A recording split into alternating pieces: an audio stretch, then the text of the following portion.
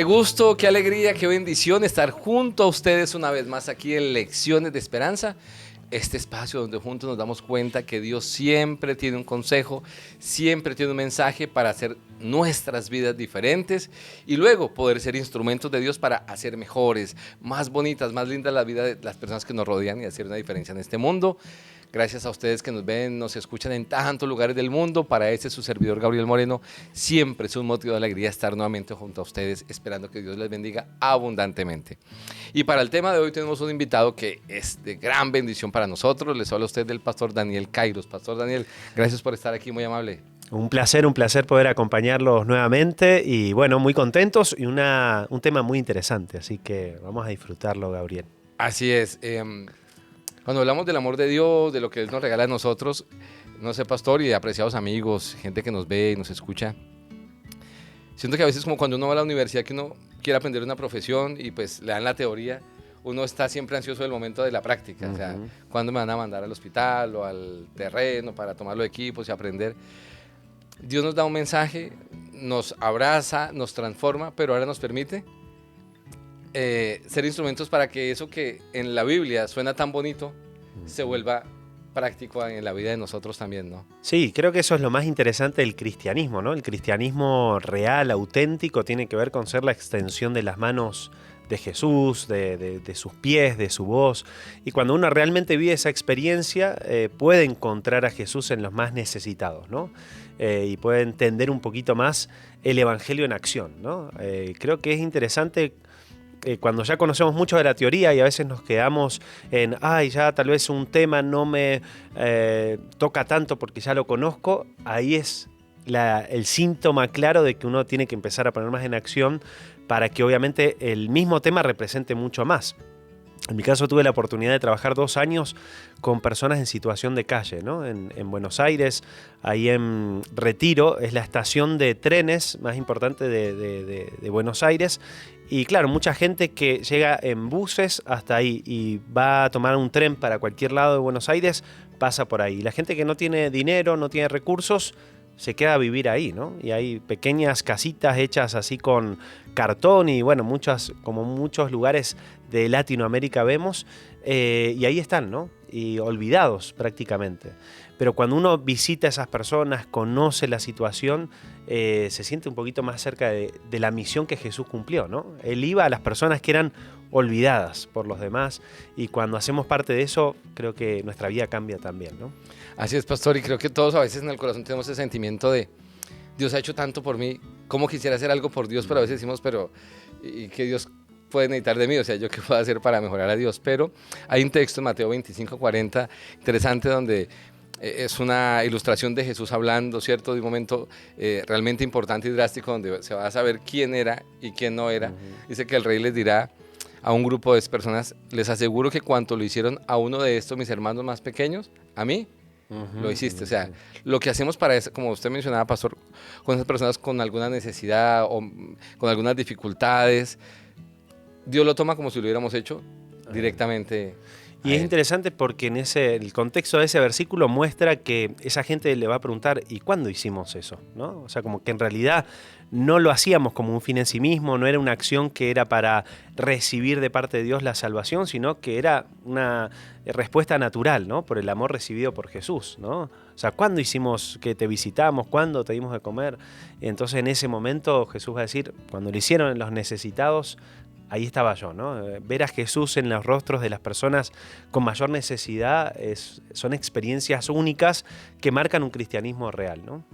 Así es, pastor, y a veces cuando hablamos de necesitados, a veces podemos llegar a creer que solamente es quien no tiene recursos financieros suficientes para lo que necesitan, pero hay gente necesitada, algunos desde el punto de vista económico, pero otros desde el punto de vista emocional, otros desde el punto de vista físico, otros desde el punto de vista social, o sea, y creo que si nosotros al salir de casa levantamos el rostro y mientras vamos de casa a la oficina, al colegio, a la universidad, al mismo templo, y mientras caminamos o vamos en el bus o en lo que nos movamos y miramos alrededor, creo que es muchas las posibilidades que tenemos de hacer el bien a alguien, ¿no? Sí. A veces no lo hacemos no porque no haya la posibilidad, sino porque de pronto nosotros no estamos permeados por ese espíritu que Dios quisiera que tuviéramos, pero siempre hay oportunidades de hacer algo en la vida de alguien. Había un cortometraje que salió hace muchos años que a mí me gustaba mucho, que se llamaba los lentes, las gafas de Dios, ¿no?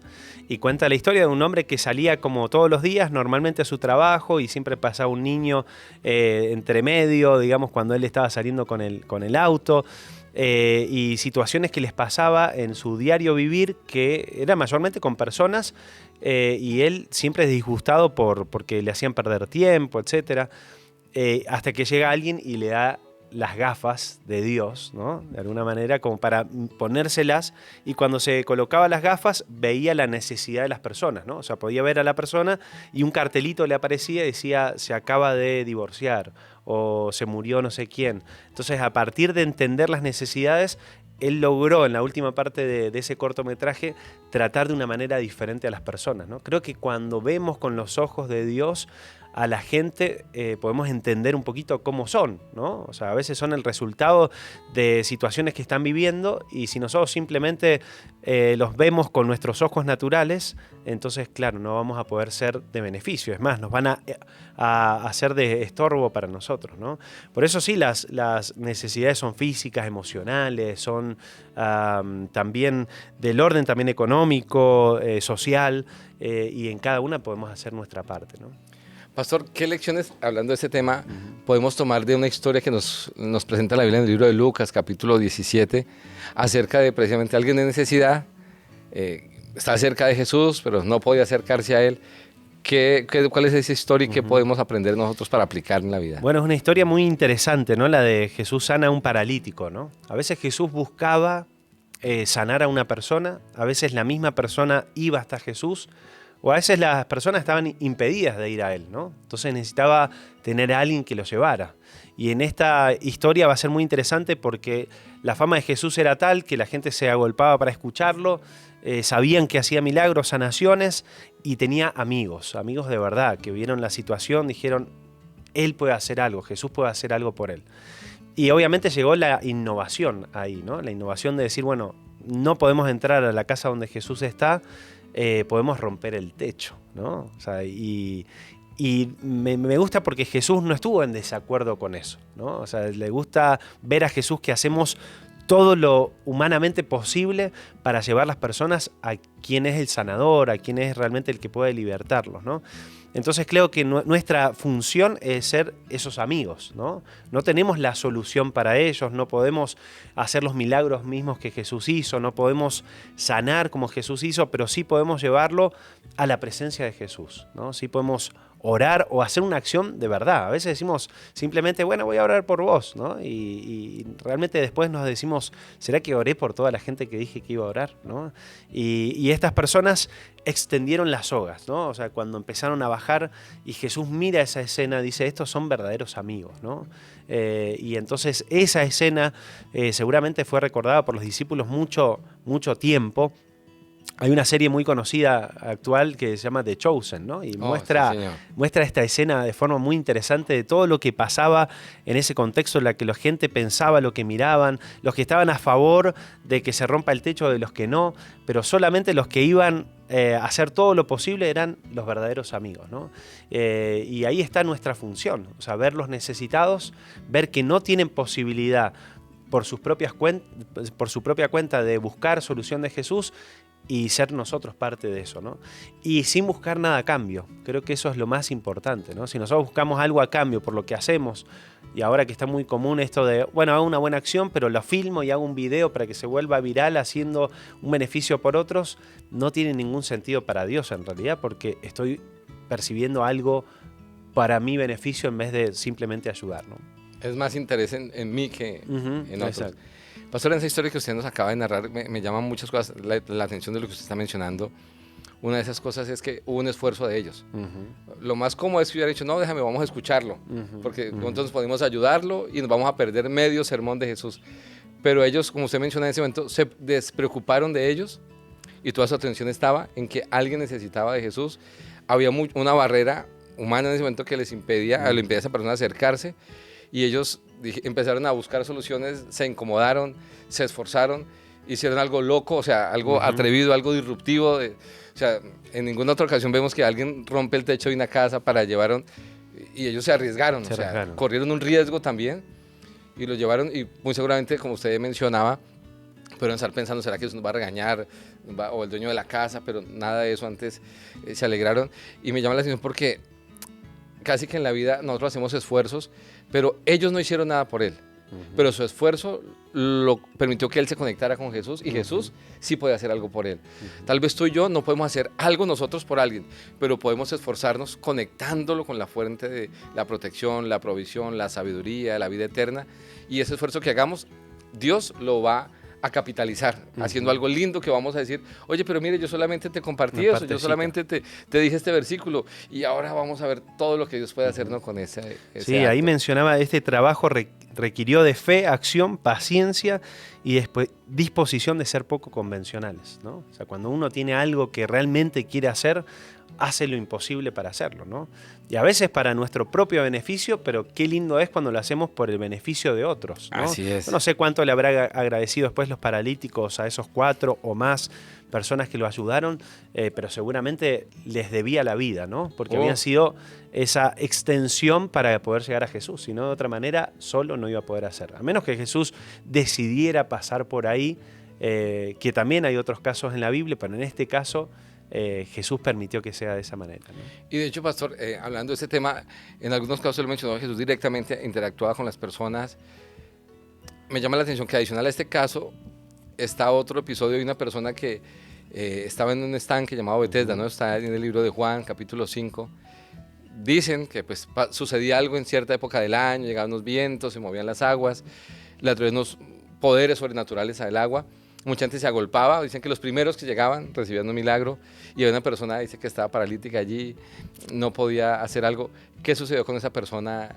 Y que de lo que sucedió con eso que nos enseña Jesús puede ser práctico para nosotros. Bueno, me llama mucho la atención porque, claro, era sábado, ¿no? Era día de reposo, Jesús sabía que no podía sanar a todos, había mucha gente ahí, y él empieza a percibir quiénes son los que más necesidad tienen, ¿no? El libro Deseado de toda la gente, cuando habla sobre esta parte, dice que miraba a una persona que ya estaba perdiendo completamente sus esperanzas de ser sanado, 38 años en esa condición, y cuando Jesús incluso le pregunta, ¿no?, si quiere ser sano, él le dice, no tengo a nadie que me meta en el estanque, ¿no? Enfocado que la única manera de obtener la sanación era a través del estanque que tenía, ¿no? El estanque de Betesda, llamado Misericordia, pero que nunca realmente nadie sabía quién había sido el primero que se había sanado, y era simplemente como una cultura popular de que iban a ser sanados a través del agua, ¿no? Y Jesús le hace esa pregunta que parecía obvia, pero era en realidad para poder cambiarle un poquito el foco de, en realidad soy yo, ¿no?, el que puede hacer por ti lo que otros no, ¿no? Entonces ahí esta historia que se encuentra en Juan capítulo 5, finalmente Jesús le dice, levántate, toma tu camilla y anda, ¿no? Y me gusta porque me gusta ver la escena de las historias, y ahí seguro estaba Pedro y Juan, que después tuvieron la posibilidad de encontrar a otro paralítico ahí en Hechos capítulo 3 y también decirle, en el nombre de Jesús de Nazaret a ti te digo. O sea, la extensión de las manos de Dios somos nosotros, ¿no? Jesús hizo su parte, no sanó a todos, ¿no? Como que quedaron personas incluso aparentemente a propósito por Jesús, ¿no? Y algunos hasta hacen una conexión entre una persona, como de Hechos 3, un paralítico, que pudo haber estado en ese estanque de Betesda y no ser elegido por Jesús. Porque ese paralítico de Hechos 3 tenía también 40 años de estar en esa condición, ¿no? Así que habrán tenido la misma edad, pero uno fue sanado por Jesús y otro por Pedro y Juan después de la ascensión de Jesús. O sea, la extensión de las manos de Dios de poder ayudar a los necesitados es de cada cristiano, ¿no? O sea, nosotros tenemos una parte muy importante que hacer. A veces sanando, o a veces siendo una pequeña parte en el engranaje de la sanación que Dios quiere hacer, o de la salvación que Dios quiere hacer, ¿no? Y qué bueno que podamos aprender a escuchar la voz de Dios. Les cuento algo muy personal. Hace unos años tenía otro trabajo, estaba dedicado a otras cosas, renuncié a todo eso para pues, retomar las cosas con Dios, y fueron momentos económicamente muy difíciles para mí y para mi familia. Y me acuerdo que un día llegué un miércoles a la iglesia, iba a orar para conseguir empleo porque no tenía empleo, y no había nada de comer en la casa, estábamos sin alimento en la casa. Y terminó el culto, el momento de oración allí en la iglesia, y una hermana de la iglesia me dice, Gabriel, ven. Y pues yo la conocía, éramos amigos, y no sé si es por orgullo, por qué razón, pero a mí nunca me ha gustado estarle diciendo a la gente, oh, mira, tengo este problema, ¿no? Así que no le ha comentado con nadie en la iglesia lo que estamos pasando en casa. Y llegamos al carro de ella, abrió su baúl, y ella me dice, mira, yo no sé por qué razón, cuando venía de camino a la iglesia, Dios me dijo, para aquí. Ella paró en un supermercado y compró una leche, unos huevos y unos panes. Y cuando llegué a la iglesia, algo pasó en mi mente y me dijo, entrégale eso a Gabriel. Bien. Ella me dijo, mira, yo no sé si es que tú le vas a entregar a eso a alguien o eso es para ti, no sé, solamente que yo escuché, sentí esa impresión de parte de Dios, lo compré, lo traje y te lo entrego, ya, mira tú qué haces con eso porque hasta aquí siento que era la parte mía. Yo no le he dicho a ella, creo que, no sé si esté viendo esto. Está enterando ahora. Pero ese día yo tomé eso, yo era muy orgulloso, así que lo tomé. Me fui como pensando mientras iba hacia el bus de regreso a casa y yo decía, Dios contestó la necesidad mía a través de alguien que simplemente se dispuso.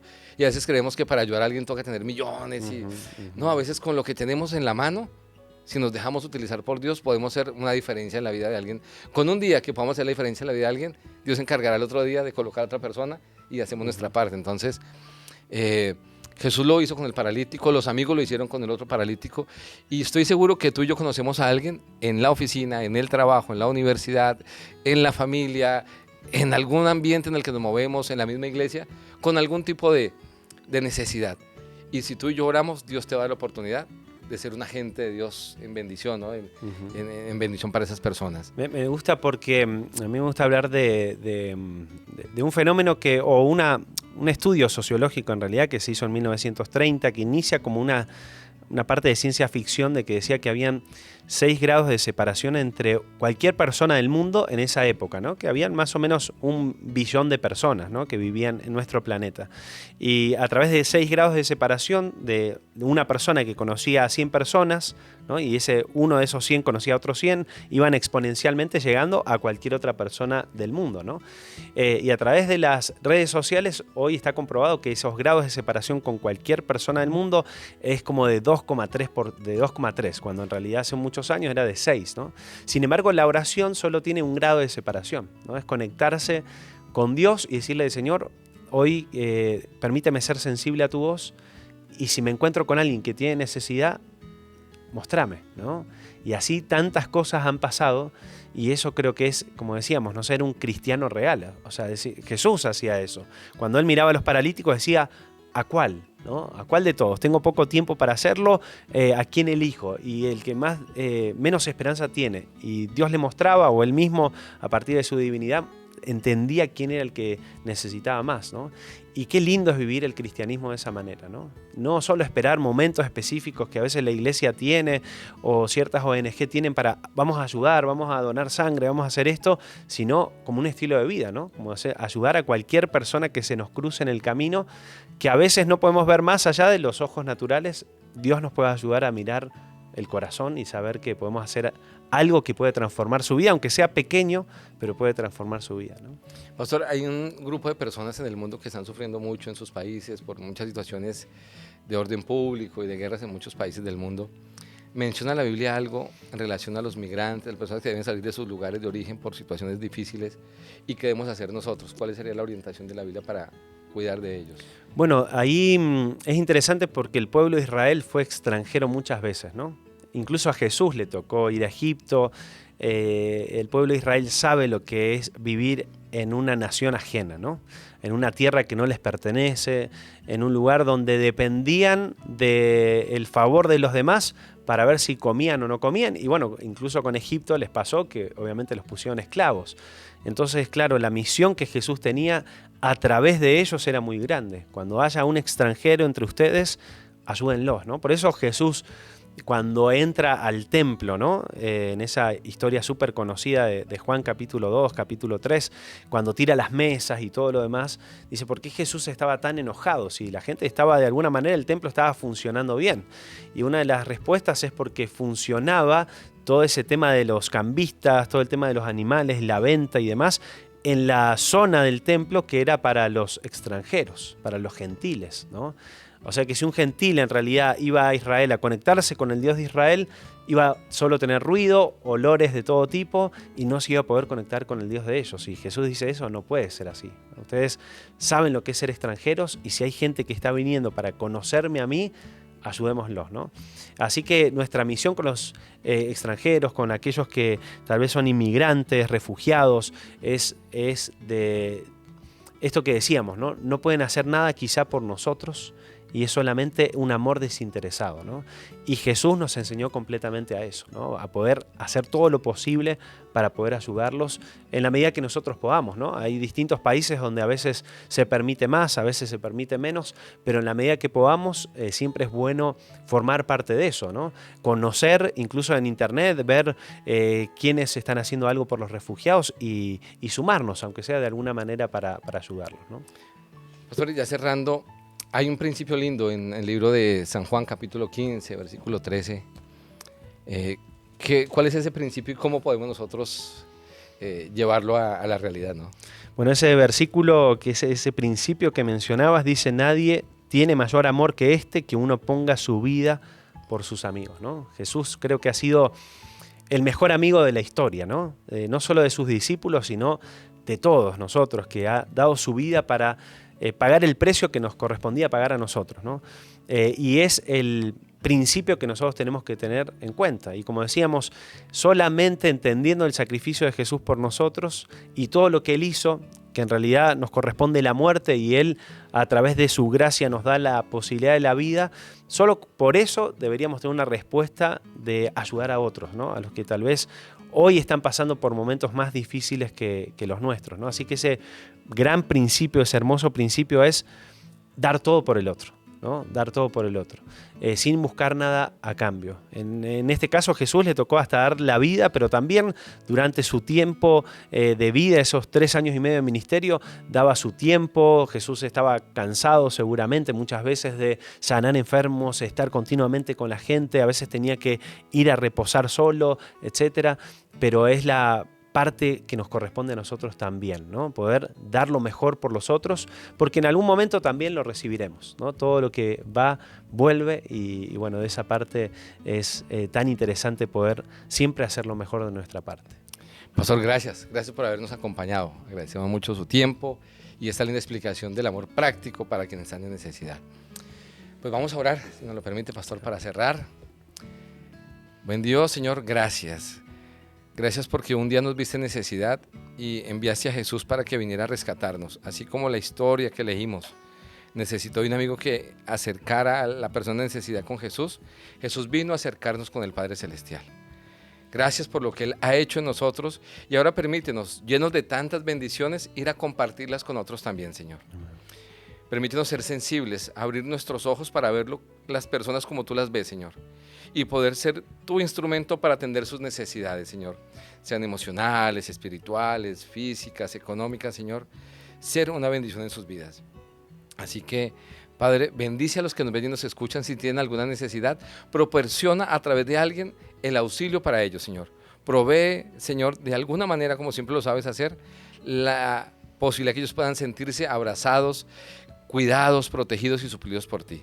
Bendice al pastor Daniel, su familia, su ministerio. Llénanos de tu paz, de tu amor, de tu bondad, de tu gracia. Permítenos acercarnos cada vez más a ti y ser instrumentos tuyos para cambiar el mundo una vida a la vez. Pues lo pedimos en el nombre de Jesús. Amén. Amén. Un abrazo grande y Dios les bendiga grandemente y les esperamos muy pronto por aquí en un nuevo capítulo de Lecciones de Esperanza.